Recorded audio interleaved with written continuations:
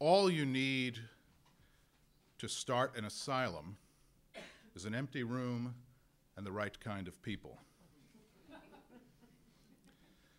I kept that line at my work desk for more than 3 decades, and it never failed to prove its truth, and it never failed to provide a knowing laugh and a useful reminder to always seek out the right kind of people.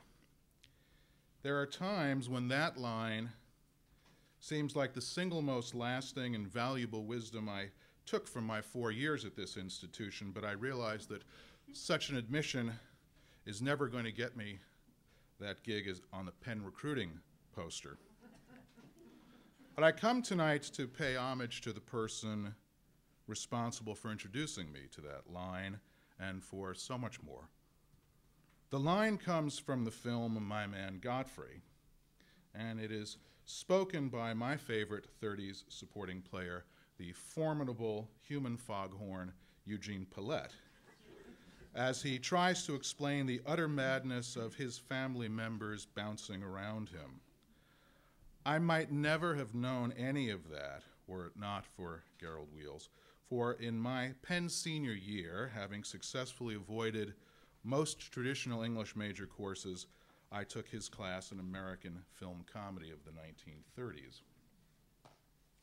Unlike a lot of my fellow students, I thought I knew a thing or two about classic films. I could recite W.C. Fields and Marx Brothers routines by heart, and better still, had recently discovered Buster Keaton when I slipped away to TLA during orientation week. And most of all, I wrote movie reviews for 34th Street magazine. But that was all but a warm-up for the scintillation that Gerald Weales unveiled to me in the dark as he unspooled his exquisitely selected film comedies and in the light of his lectures about those films. Some of the gifts of that class were instantaneous, and I'm more amazed to report that as I've gotten older and perhaps somewhat wiser, some of the greatest gifts of his class have only recently revealed themselves to my slow-witted self. Now, to start with the great man himself, what he showed us behind that lectern was the rare ability to present with academic brio the workings of a critical mind as strikingly sharp as Katharine Hepburn's profile, supported by an historian's depth of knowledge as broad as Mae West's bottom, while still being unashamed to abandon himself to the sheer nutty fun of those 30s comedies, like Harpo Marx pulling a steaming cup of coffee from his coat pocket.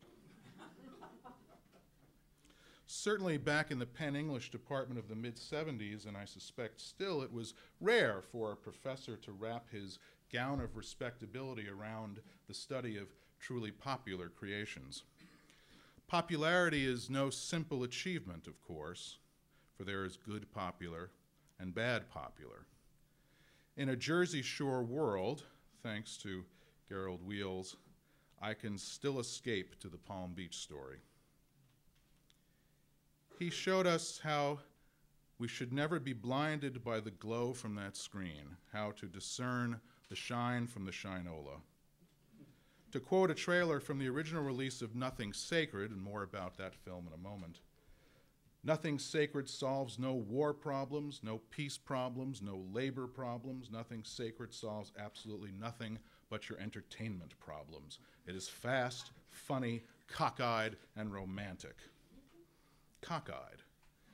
And that other great term, screwball, are the two now nearly forgotten phrases that were most often used to describe the mix of artistry in those films. And we came to appreciate how hard it is to get them right.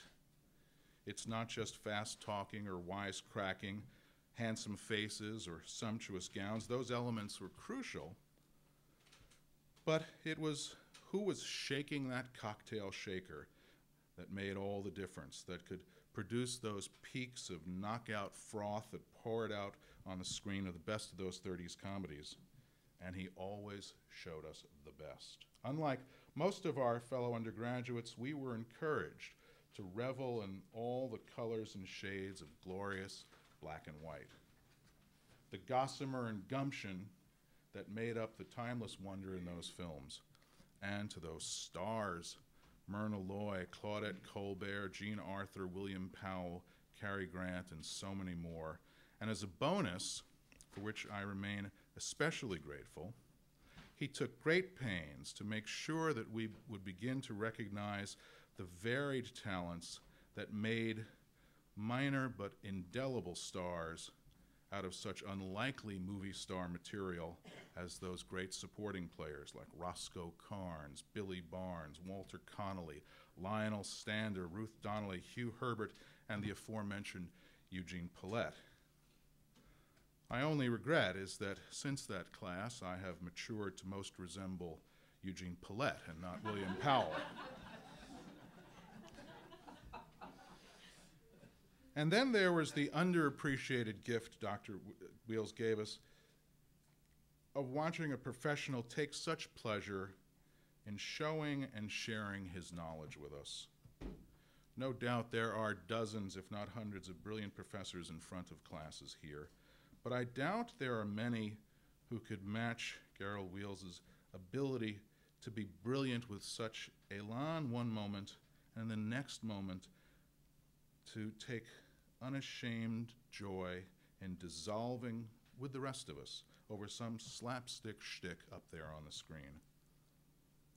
And most of all, to take such joy in his work, a joy that I would wish on everyone. There was not one moment of wallowing in cheap sentimentality or mushy nostalgia on his part, just a clear-eyed assessment of what these film comedies, what made them so lasting and unfailingly alive, even to us in the mid-'70s. And at the risk of overanalysis, and certainly this is not something that I realized until fairly recently, I'm certain that one of the reasons I was able to move from the hallowed halls of the Ivy League to a successful career publishing mega best-selling authors like John Grisham, Danielle Steele, Louis L'Amour, and Sophie Kinsella was that I actually perhaps retained a bit from Gerald Weales' spirit and his ability to respect the popular while at the same time demanding an absolutely rigorous set of expectations for the quality of your popular entertainment. All this while you're still sitting back with every other consumer eager just to enjoy it. So, I would like, in the spirit of those 30s comedies, to declare this, Gerald, as your own Hazel Flag Night. Now, for those of you who don't know what Hazel Flag Night is, let me briefly explain. One of the most memorable movie moments that I may never have known were it not for him. Hazel Flag Night comes from Nothing Sacred. In a keenly observed breakdown in his fascinating book about 30s film comedies, Canned Goods as Caviar, Gerald Weales details this extended scene, one of the classics of cynical cinema, in which Hazel Flag, played by the luminous Carole Lombard, is our dizzy heroine, who has been trumped up to being celebrated as a national sympathy case by a desperate tabloid journalist, to the point of having a nightclub salute to her called Hazel Flag Night, featuring a live cavalcade of Tootsies of all nations, where the supposedly dying Hazel would be the ultimate heroine, following the likes of Lady Godiva and Pocahontas, and not the little Dutch boy, but, yes, the little Dutch girl. The smarmy MC introduces this lovely, who's supposedly been ravaged by holding back the waters while plugging up the dike with her wounded digit, saying, "Show them your finger, babe." At which point she, yes, raises her dike-ravaged middle finger. Now, in the interest of good taste, I will leave it to each of you to perhaps show him the finger in your own way. But I would like to take this moment to offer a belated acknowledgement of a request that he actually sent me back after my first real titled job in book publishing was announced, publishing coordinator. And in the best 30s film comedy style, he wrote me this letter, which I retain and also had close by on my desk all those years, because he was able to skewer the silly pomposity of publishing job titles in a single sentence. Dear Mr. Applebaum, does being a publishing coordinator mean that you will come and arrange the books on my shelves according to jacket colors?